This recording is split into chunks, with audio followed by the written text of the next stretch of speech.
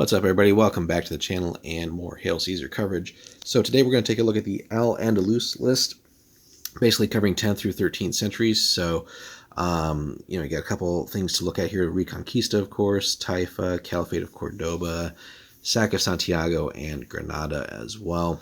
So, and again, you got a couple different things going on with the troops here. So with, as it says up here, from the greatest prosperity to the fall of Cordoba, 1236. So here, light cav with crossbows can be treated as bow armed, the crossbows being very light affairs, suitable for use on horseback, and possibly at the riders used to dismount to shoot on those. And then here the Andalusian infantry basically being downgraded to essentially be levies, so you have that. So you got a couple options, as always, with some of these forces, but taking a look here, cavalry 25% minimum and infantry 25% minimum, so you can again go fully balanced at 50-50 or go heavier on whichever one you want to, but you definitely have to have a little bit of everything. So now of the cavalry, 50% have to be the jinetes, so 50% there. Then divisions, pretty standard, and skirmishers here actually can be 50% per division. Not a super long list, but still some cool stuff going on here. Now that Andalusian medium infantry with spears, you're pretty much standard medium infantry unit, but again, everything is levy here. Although we do get a cool little upgrade, we can include archers among the rear ranks, so it gives us a little bit of punch at long range. Not a terrible idea. So 21 points, that's pretty solid. So essentially, even your infantry blocks can do a little bit of shooting, and every once in a while, putting those extra wounds on your opposing units certainly matters. Light infantry with bows, so again, your bog standard unit, normal size, 3 for long range there, and then same thing with crossbows, so another option there. So plenty of long range firepower in the list, if not necessarily exceptional. Alternative to levy, so all or none here. So all of the above infantry can instead be fielded with clash sustained in short range value reduced by 1 instead of levy, and that's a free change. So something to consider, but that does make it pretty rough. Stat-wise. So really effectively dropping them to light status. Something you're going to have to make a choice on. So unique in lists that we've seen so far. Skirmisher package, pretty standard stuff here. So you got your javelins, bows, and slings as small units. Again, typical point ranges there, no other abilities. But again, you have lots of missile options in this list. So some slingers, bows, and other short-range options there with the javelin skirmishers, so plenty of stuff there.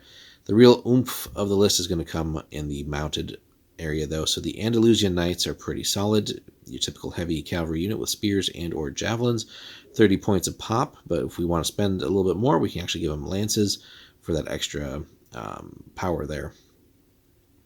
Light cavalry is really the sort of cream of the crop here as far as the list goes, as far as getting special abilities that are actually useful. Andalusian jinetes light cavalry with spears and or javelins as small units. Here they'll get feigned flight, so that's always cool. Now we could give them bows and javelins as far as half the units go for 2 extra points, not a bad consideration. And one unit in particular, so again, anytime you have that, you might as well just take it for the list just to get that one very special unit. But basically, one unit can be upgraded to nobles. And so what that will do, for 3 more points, that you're going to get elite and tough fighters in a light cavalry package, which is kind of an interesting combination of unit and abilities, but still something to maybe look at. And then finally, light cavalry with crossbows, as we talked about above, just 1 unit, so but they'll have feigned flight as well, and 21 points a pop there, so no artillery or anything.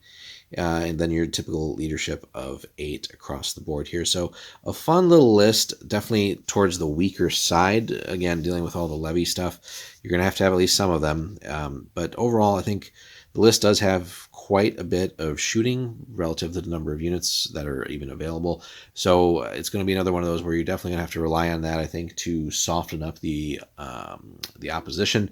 Look for opportunities where then you can get some solid charges in with the knights that you take, and even maybe the light cavalry, and then just hope that the infantry does enough to not cost you the game. So you're just going to have to keep peppering and peppering the enemy, and then hopefully punch through with your knights. So let us know if you've fielded a list like this in this time period, so Al-Andalus, and how you went about constructing that. We'd love to hear your stories and games there. Be sure to like, comment, subscribe, and if you want to support the channel a little bit more, check out the link in the pinned comment. If you're planning on picking up anything for Hail Caesar from Warlord, use our link, and then that helps support the channel a little bit. So appreciate everybody who's been helping on that. So thanks so much for watching, guys, and we'll be back with more Hail Caesar soon.